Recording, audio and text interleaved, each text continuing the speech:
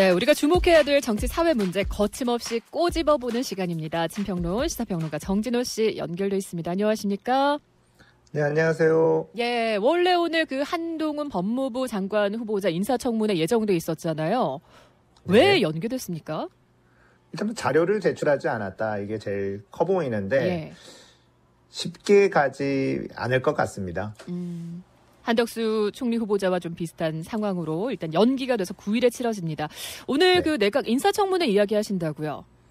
할 얘기가 너무 많지 않습니까? 인사청문회가 한창이긴 한데 예. 일단 김인철 교육부 장관 후보자가 사퇴를 했어요. 어제 첫 낙마 사례가 나왔습니다. 잦은 사퇴였죠. 그렇습니다. 예. 뭐 여러 가지 의혹들이 있었는데 법인카드 유용, 감사 징계받았던 건, 뭐 금수저 부모를 전수조사했다. 여러 가지 말도 안 되는 의혹들이 나왔어요. 근데 그것에도 불구하고 잘 버텼다가 예. 이 방석집 논문 심사, 이 MBC 보도 한 방으로 결국은 포기를 했다. 이렇게 볼 수 있거든요. 근데 이 김인철 장관 후보자 말고도 뭐 많은 후보자들이 의혹이 너무 많아서 계속 버틸 수 있을까 뭐 이런 생각이 들기도 하고, 그리고 또 정호영 교육부 장관 후보자 인사청문회가 진행되고 있잖아요. 예.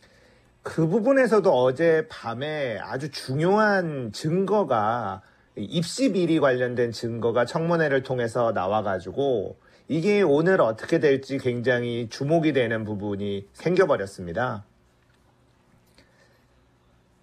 그게 이제 2017년에 아들이 떨어졌거든요, 편입에. 2018년에 다시 합격을 했는데. 경북대 병원 말씀하시는 그렇죠. 거죠. 예. 근데 서류가, 제출했던 서류가 똑같다는 거예요.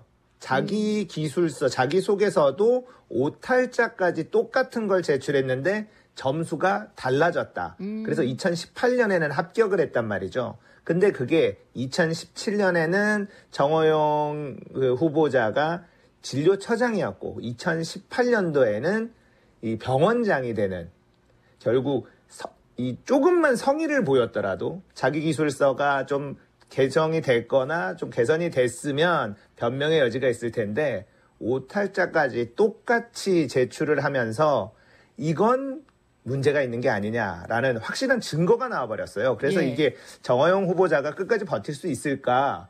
이건 또 수사까지 들어가야 되는 영역이다라고 민주당은 주장을 하면서 전부 퇴장을 해버리는 일이 발생을 했거든요. 예. 그래서 오늘 아마 정호영 후보자가 어떻게 나올지, 그리고 민주당이 어떻게 나올지 좀 더 지켜봐야 될 것 같습니다. 사실 김인철 교육부 장관 사회부총리 겸 이 장관 후보자 같은 경우에도 청문회에서 검증받겠다 이런 입장을 끝끝내 고수했는데 네. 사실은 그 전에 이제 MBC 보도를 통해서 이제 낙마를 끌어낸 거잖아요. 그렇습니다. 자, 그리고 사실은 중요한 게 한덕수 총리 후보자인데 지금도 계속해서 인사청문회가 진행이 되고 있고, 제가 생각하는 이 한덕수 총리의 가장 중요한 부분은 론스타 관련 그 역할이에요. 결국 론스타가 우리나라에서 헐값으로 사들였다가 4조 이상을 이익을 남기고 바로 빠져버리면서 뭐 먹튀 논란 이런 것도 있었는데 네. 그 이후에 또 5조 7천억짜리 ISD 소송 중에 있는 상황이란 말이에요. 이게 아직 끝난 일이 아닌데 론스타는 결국 대한민국 정부가 이 외환은행을 제때 팔지 못하도록 방해를 했다. 그래서 우리가 손해를 봤기 때문에 이걸 소송을 걸어서 이 손해를 배상받겠다라는 입장이거든요. 그래서 이게 5조 7천억짜리 ISD 소송 중인 상태에서 예. 론스타가 자신에게 유리한 입장을 주장하는 근거로 이 한덕수 후보자의 발언을 사용하고 있다라는 자료가 나왔어요. 그러니까 한덕수 후보자가 그 당시 대사일 때 한국 사회의 외국 자본에 대한 반감이 너무 강하고 대한민국 국회와 국민 그리고 언론 모두가 외국 자본에 대해 지나치게 국수주의적이라 문제다 이런 발언을 했다라고 론스타가 활용하고 있는 그 자료가 나왔거든요. 예. 이게 만약에 지금 김앤장에서 론스타를 위해서 무언가를 한 것이 나온다면 절대로 총리가 돼서는 안 된다. 이런 입장이고 이거는 너무너무 중요한 일이 돼버렸다라고 생각을 합니다. 국민들이 정말 론스타 관련돼서 한덕수 총리가 어떤 역할을 했는지에 대해서 관심 갖고 지켜봐야 되는 부분이다. 이게 잘못하면 국민들을 위한 국가적인 배임으로 갈 수 있는 영역이라고 저는 생각하거든요. 예. 그래서 이게 한덕수 후보자가 과연 총리를 할 수 있느냐 해서 되는 인물인가에 대해서 심각하게 고민을 해봐야 될 것 같고, 그리고 지금 문제가 되고 있는 게 이 회전문 인사라는 말이 많이 나오고 있잖아요. 예. 고위공직자가 김앤장으로 갔다가 다시 고위공직자로 오는 것, 이걸 회전문 인사다 이렇게 얘기를 하는데, 한덕수 후보자는 이 회전문을 2바퀴를 돌고 1바퀴를 더 돌려고 하는 상황이라는 겁니다. 이게 이제 청문회에서 김의겸 의원이 이거를 설명을 해줬는데, 한 번만 돌아도 문제인데 이걸 2바퀴를 돌고 한 번 더 돌려고 하는 이게 어떤 문제가 생기는지에 대해서 설명을 많이 해줬거든요. 네. 결국 고위공직자가 로펌으로 가고 다시 고위공직자로 돌아오게 되는 일이 반복된다면, 로펌으로 갔을 때 후배 공직자들에게 불합리한 뭔가 요구를 했을 때 남아있는 그 공직자들이 이걸 거절하기가 굉장히 어려워지는 그런 문화가 발생한다는 거죠. 언제 내 상사로 다시 돌아올지 모른다. 이런 일이 생긴다는 겁니다. 그래서 이 회전문 인사가 심각한 문제가 있는데, 한덕수 총리는 2바퀴를 돌았어요. 한 바퀴도 아니고 2번이나 고위공직자에서 김앤장으로 다시 고위공직자에서 다시 김앤장으로 갔다가 이번에 또 총리로 오려는 거 아닙니까? 예. 그럼 이 총리가 끝나면 또 김앤장으로 가지 말라는 법이 없단 말이에요.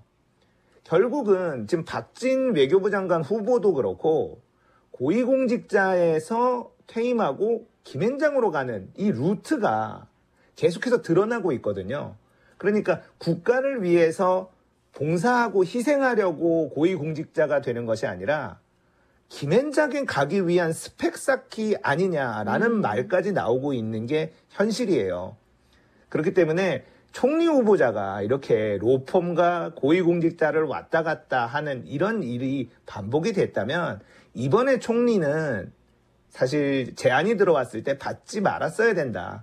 이렇게 생각이 됩니다. 그렇다면 이제 김앤장과 같은 대형 로펌들이 경제나 국가 정책과 관련해서 이런 굵직한 현안들을 두고 정말 국익을 위한 일을 하고 있는 것이 맞는가, 이런 질문을 하지 않을 수가 없잖아요.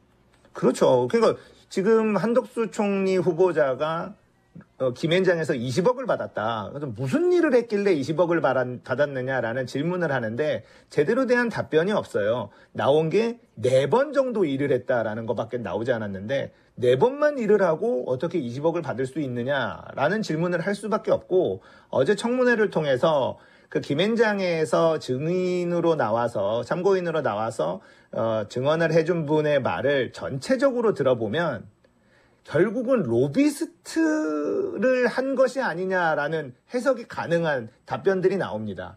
그러니까 한덕수 후보자는 공적인 외교의 일을 김앤장에서 했다. 이런 대답을 했거든요. 예. 근데 무슨 김앤장에서 공적인 외교의 일을 합니까? 무조건 이익을 위해서 움직이는 로펌인데. 그러니까 그런 것들이 해명이 전혀 되지 않고 있고, 그 회전문 인사만으로도 한덕수 후보자는 총리를 이번에 수락해서는 안 됐다.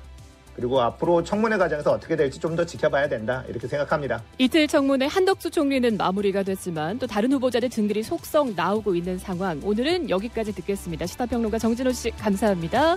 네, 감사합니다. 내일 뵙겠습니다. 안녕히 계십시오.